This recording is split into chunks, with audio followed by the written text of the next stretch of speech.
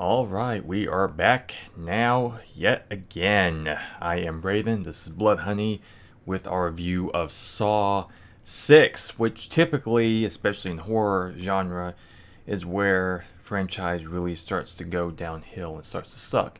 But there are some exceptions, such as Saw 6. At least that's kind of the general mentality amongst Saw fans, and for me personally, I consider this to be the best one since like the first couple of films. Going into this one, again, delving more into the backstory of John Kramer, aka Jigsaw, and this is, more like just dealing with like the insurance side of his diagnosis and stuff because we're following the main protagonist of this one, William, who was the one who denied him medical coverage so that he could get treated for his cancer and all that history behind there. And so with that also said, we're following Hoffman as he's kind of beginning to take over and finishing up John's work in his own way, of course. And so a lot of bloodbath shenanigans ensues.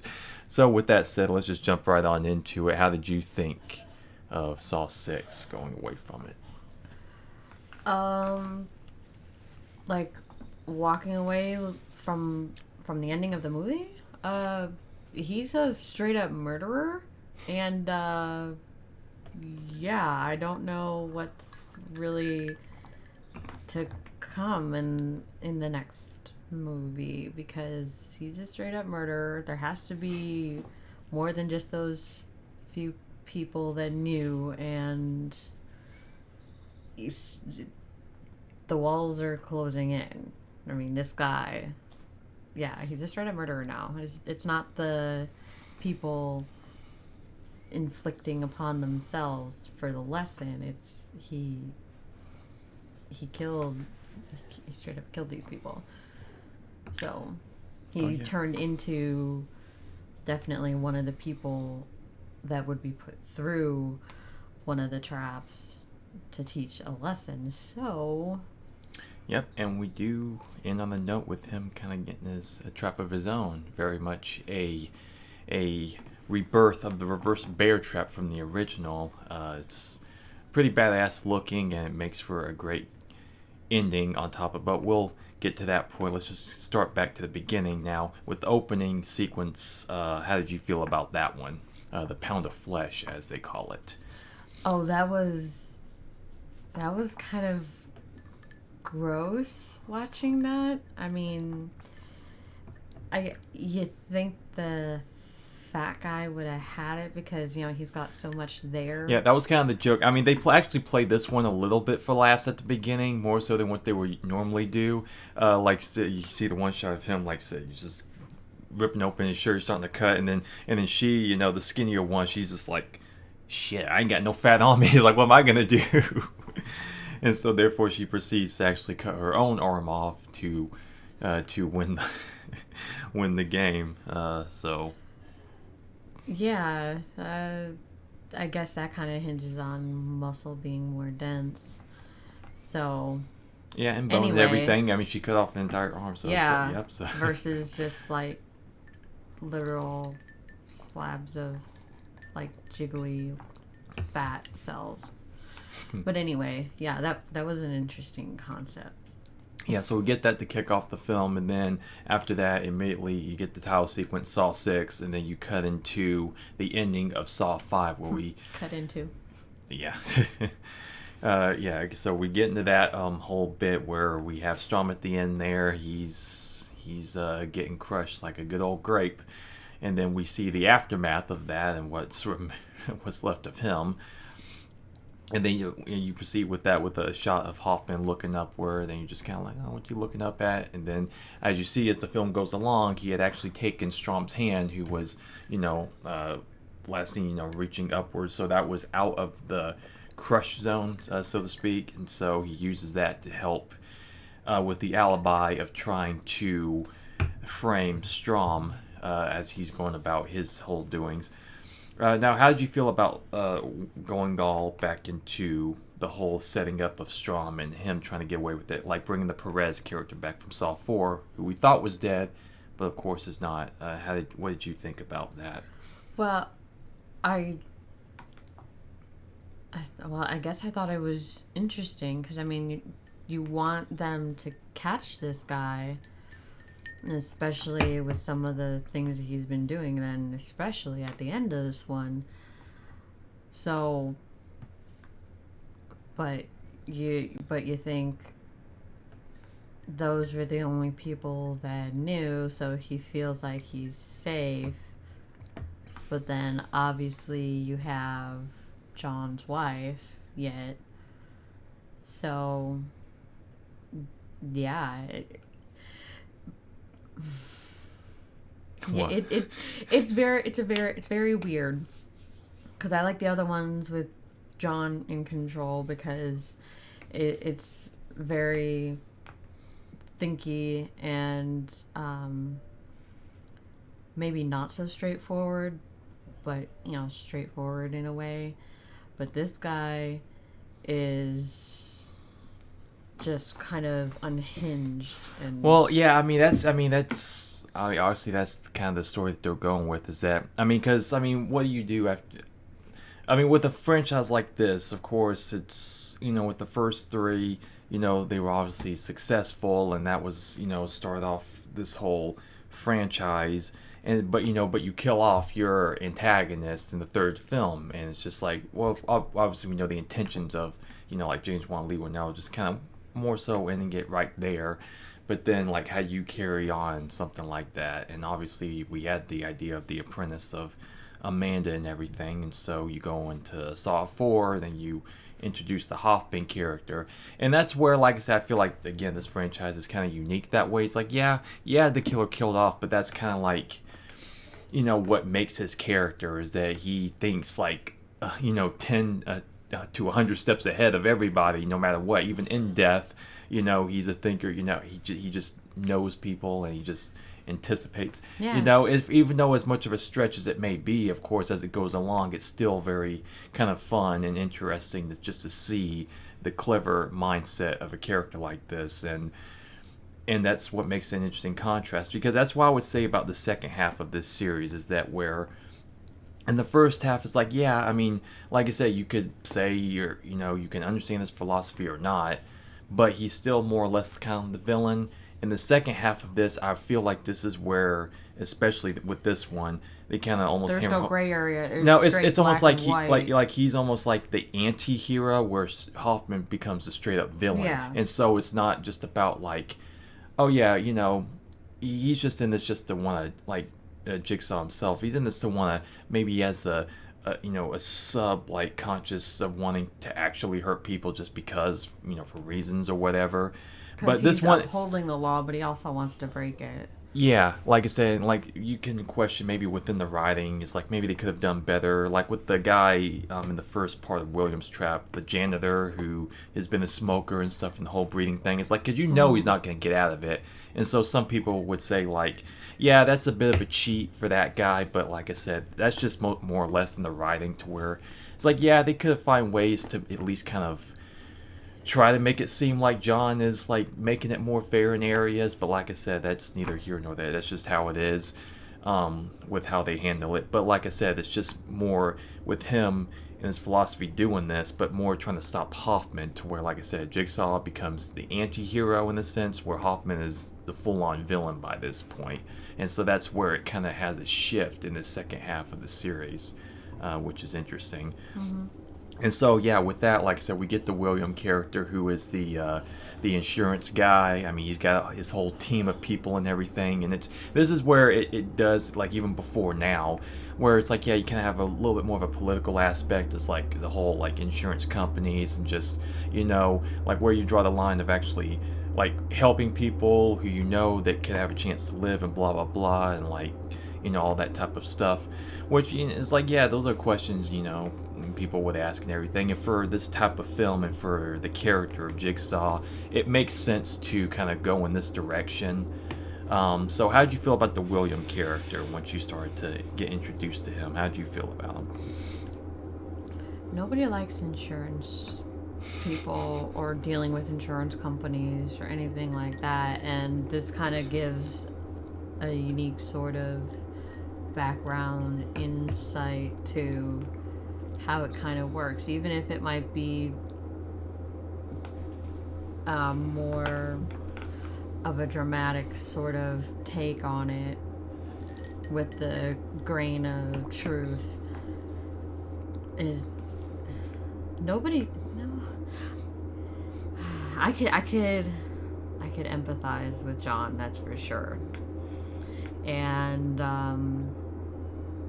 then as things progress, with the trap and whatnot, it's like, well, yeah, it kind of sucks for this guy. I mean, it was awful to have put John in that sort of position, but with Hoffman getting more and more kind of crazy a-hole, you kind of feel bad for the guy. Yeah, yeah. And this is where, like I said, I feel like the backstory in this one, I think, is my personal favorite in a lot of ways, because I really like how they execute the whole idea between him and William and the whole insurance thing. And like, I mean, you can say what you will about the whole insurance thing and politics and this and that, but it's just like, well, I mean, there is some sense of idea, like in some relation, that I'm sure people can easily have with that. I mean, you have the one flashback with the guy who's very much a key component, where at the end you see it's a twist with it's actually not William's wife or anything, but that was another person's wife that he had denied coverage to when their son, they're trapped in there, and it turns out that it's actually William's sister, the other girl who's in the cell, who's the reporter and everything like that. Did you get onto that early on? Did you think there was a twist with that, or did you just assume it was? No, I had no idea. Yeah. Okay. Yeah. Yeah. So they played that one pretty well. And so yeah, like I said, I feel like this is where it's, again, those moments with him and other characters is what makes it so fascinating. Like the one scene with him and William in the office, they're talking. That is absolutely one of my favorite scenes in this whole franchise, because again, it's just John being John. In the first half of the conversation, you see that more human side of him, and you're just seeing him just talk like a normal dude, and he's just like, yeah, this is a nice guy.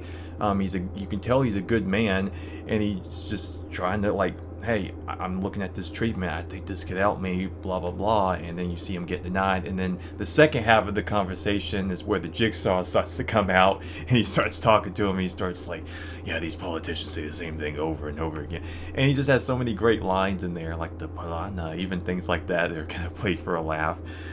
And so yeah, you see that, like, that slight shift is where he starts to kind of have that side of him, emerge. And that scene, like I said, that scene just in isolation, it's just a great scene to watch, just between the two of them. Because him and Peter Alabridge is the actor. The only thing I've known him from, he was in like the movie Cool Runnings as one of the antagonists that they were going up against in that movie from the 90s. Yeah, and so, yeah, so you feel the same way about that, like that scene? Because I really like that scene a lot. Yeah, I mean, he's just a normal guy trying to, talk to the insurance company, whether it's health or auto or blah blah blah. We've all been there. He's pleading his case. Like, you would think, yeah, okay, this guy should have the coverage, but then Mr. Insurance Man, boop boop boop, put you through my little algorithm. Nope, sorry. So yeah. I mean, because there was even an earlier scene where they had this thing at Jill's clinic and everything, where they first met, and he, just talking to him, he's like, so who divides that formula? It's like, so you choose who lives or dies, and Williams is like, no, I don't do that. And he's just like, well, it's like, well, you're not taking into account the most important element of all, the will to live and all that stuff. And it's just, I mean, it's not to say he doesn't have some points there. Like I said, you can say what you will about the mindset of a Jigsaw, but it's just like, well, I mean, he does have his moments there to where it's like you could actually think, right. Like in reality, it's just like, well, yeah, I mean, like, where's that line drawn between, the right thing and wrong thing, and when do you draw the line between, what a policy is and what is just you feel is a moral thing, and that's just the complications of life in general with money, whatever. And it's just like I said, yeah, it does raise those questions in an interesting way. But what I like about this one though is that the William character, as it goes throughout, the acting from him, I think, is actually pretty good to where you can tell he does slowly kind of start to, rethink like shit. I feel like Humanize. yeah, he does start to become more humanized because not only is he being put in these situations where he's kind of having to decide who lives and who dies, because that's the whole theme of his tests and everything. And like the one where he has the two people hanging, where one guy is a complete loner, he has no family, but he's the younger, healthier guy, and then you have the older woman who has a family, and it's just like, well, you gotta choose. It's like who hangs, who doesn't. And so I feel like those games were actually, played very well with the theme of the actual movie. And it was like, because I feel like this one in particular does kind of ask you, so it's like, okay, if I was in that situation, it's like, yeah, so who do you choose in that situation? You would think, yeah, you would choose the older woman who has the family. If you really had to, it's like, well, it's a difficult decision, but, I mean, that's what would happen. And I'm pretty sure in most cases, and the complete opposite of what he would choose normally, with his typical idea of his, insurance policy. And that's also when you later come to the carousel trap, which is very much like a classic trap from this series. How did you feel about that one? I feel like That was insane. Yeah, it's a Not good one. quite like the rack, but it's literally roulette. Yeah, it's a huge, full on game of roulette with people in it. And if you really want to get with today's sort of lingo, I would say it was a fair representation of peoples. And yeah, it was really disturbing in a way.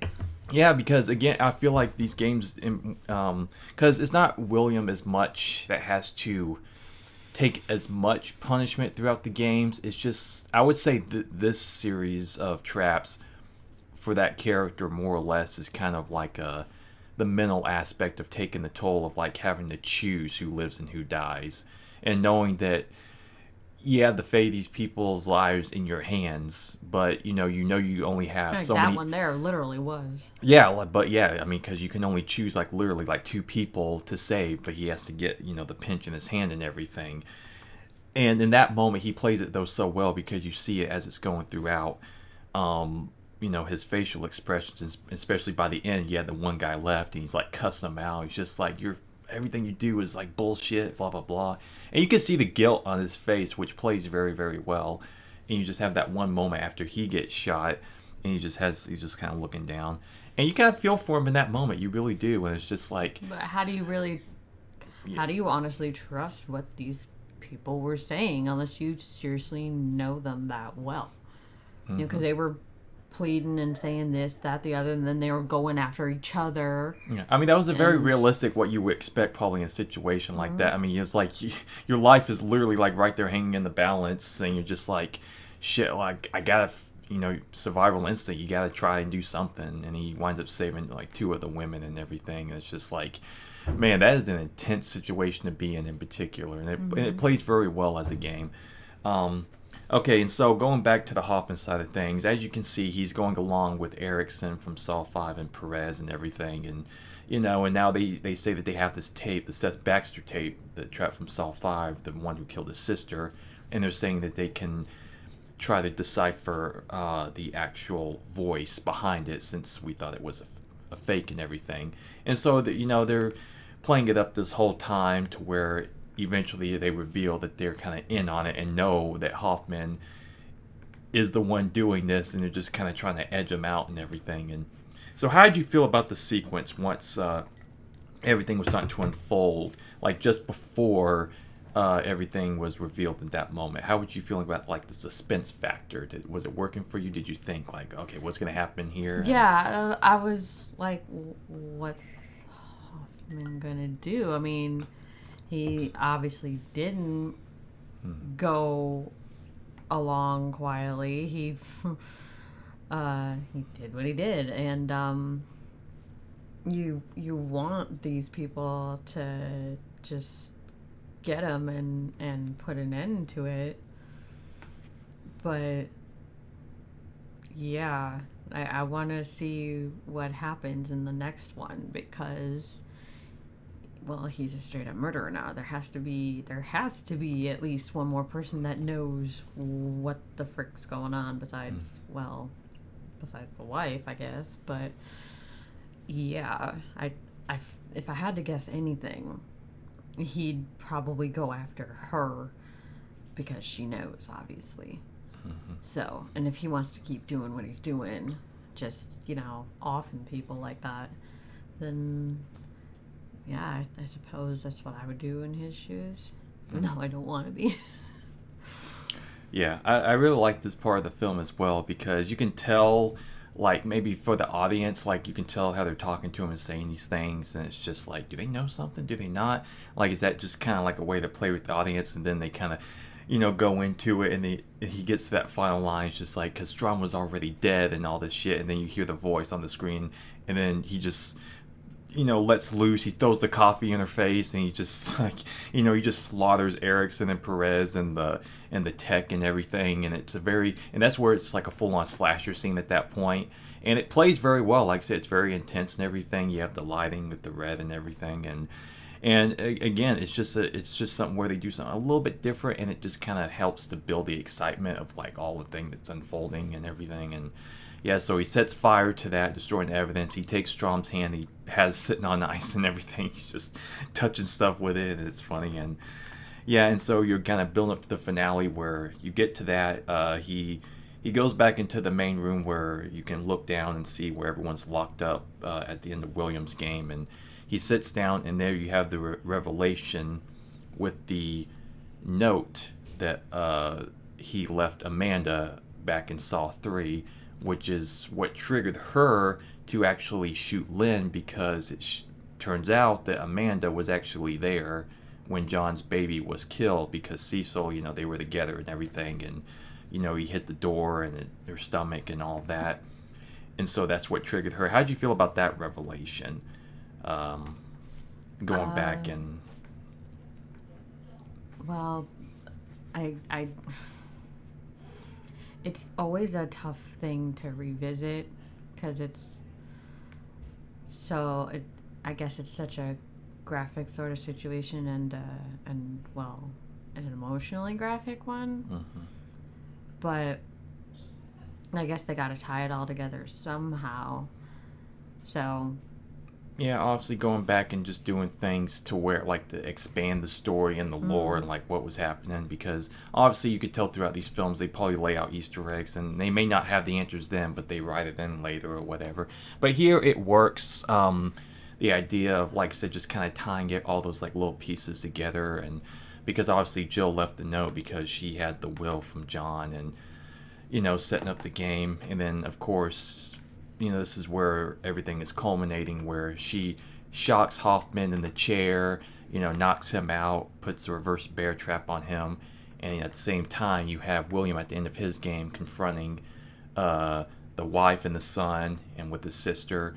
And this is where you get quite a gruesome death for William, full on acid, just this rack of needles hits him in the back, and it just slowly melting his insides in the bottom half. How did you feel about that, seeing it? Because it's pretty intense. I mean, well, yeah, because that switch was there the entire time. It's like, what the hell does it do? Yep. And, I mean, the kid's like, oh, it's hydrochloric acid, will melt your freaking face off. And, well, lo and behold, the switch was for the insurance guy, and he did kind of melt to pieces. Of all the deaths that we've seen and the traps and stuff, that was definitely up there, definitely in a top 5. Oh yeah, like I said, that's definitely a jacked up fate to have. Like, I can't even imagine that one, especially. It's up there with the rack. Oh yeah, it most definitely is. It's definitely a part to where, like, it makes for an interesting moment, and it's one of those parts where you kind of feel like it would have been probably of nice this time around to have actually seen the person come out of the game alive, Yeah. especially with this character. I feel like it would have been nice to have actually, come out of it and actually be able to, maybe change his ways, because like I said, it's just great for a character And he made it all the transition. way. Yeah. And it's just like, because the wife wasn't going to do it, but the son, it's just like, well, he was real trigger happy. He's like, you killed my father, motherfucker. And it's just like, well, unfortunately, it didn't turn out so well for him. But like, yeah, it would have been a nice change. In this, like, if I had the choice, I'd been like, I would rather have taken the route of letting him get away with it as opposed to the actual kill. But it is what it is. And so with that, we get to the whole final reveals of everything. Hoffman's trapped into the chair. Jill gets her game over, close the door on him. Yeah, And that's so cool. it's like, okay, well, what the hell's going to happen with Hoffman now? And so with that, he bashes his hand, he breaks it, and so he could get out of the strap. And so that's when he's trying to struggle to get out of it and everything. And this is where he comes up with the idea to smash his head through the window and into the bars to stop it, only to give himself just enough time to rip his head out of it, ripping off his cheek, and then getting us with that final epic shot of him screaming up into the air with his cheek skin just hanging off and everything. And it's really a great final shot. So how did you feel about the overall ending? Yeah, that you think the bastard's gonna get his comeuppance, but Well, he's a little too clever for yeah, I it. was gonna say, thinking like that was, wow. I gotta give it to him. Yeah, kind of like But- Strom in the glass trap with that, Yeah. with the tricky out. He's Yeah, like, that's thinking- totally what it was like, and you want to see, like I said earlier, you want to see what happens in the next one, because, well, what's he gonna do? yeah, What's Jill gonna do? There's questions. Mm-hmm. So yeah. I would say this one of definitely this second half of the series. Maybe even from since the first one, where the ending really left me. It's just like, man, where the hell are they gonna go now with it? Because I just love how everything played out in this film. There's just so many good moments. I really like William as a character, and I really like how he started to, like I said, he really sold it with his acting in this one in particular, more so than others, where you can kind of really see his transition. In terms of probably not wanting to go about his methods anymore, and just probably wanting to actually change things. But at the same time, though, just great suspense factor with the Hoffman side of things, and again, great moments, great flashbacks with Tobin Bell as Jigsaw, and like I said, just a great way to cap off the film itself, with just a great shot of him screaming and then getting out of it. It's just probably my favorite ending since the first one in a lot of ways. It just did a lot of things right for me, and yeah, like a Friday the 13th Part 6, this is definitely up there for me as far as a favorite. Definitely top 3 of the franchise. So I'd give it a solid 4 overall.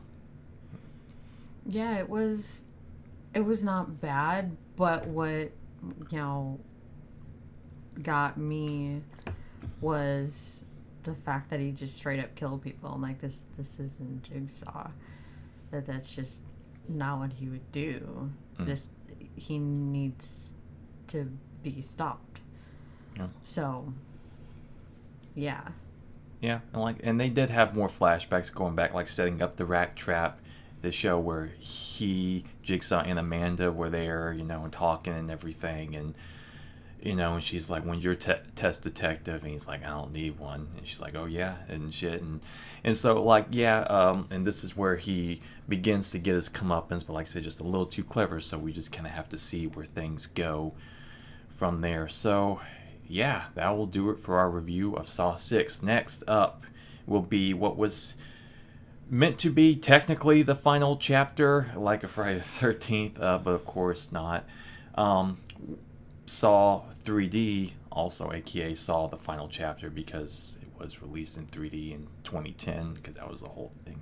Yeah. And so, yeah, we shall see what happens there, and definitely interesting to say the least. So, but we shall see what happens there. Also, with this one too, this was the first R-rated film I went to go see by myself because, like I said, it takes place in, like, they always come out in October. My birthday's in October. It's the first time where I could legally, technically, see a R-rated film by myself. So to kind of celebrate, I went back a second time by myself just to see it. And especially since I loved it. Especially since I loved it so much, and it's just like, yeah, even better the second time. So there was that. So yes, we will be back with Saw, the final chapter, or is it? Yep, final. All right, we will see you next time. Bye for now.